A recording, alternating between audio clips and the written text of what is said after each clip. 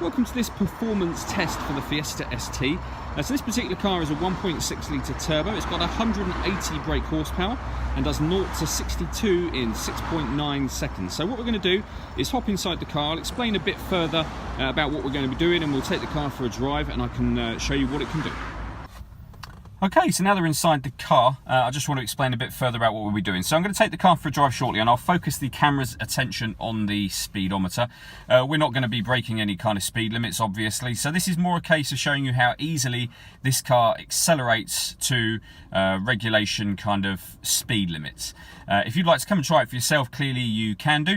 But what we'll do for now is take the car for a drive so you can see what it's capable of. Okay, so the first thing we're going to do is try the 0 to 30 test. We'll just pull out of this junction and then accelerate up to 30.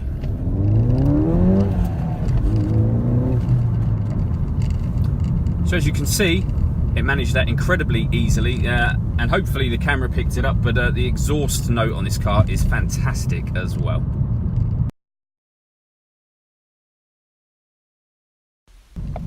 Okay, so now we're going to try a 0 to 50 test out of this junction.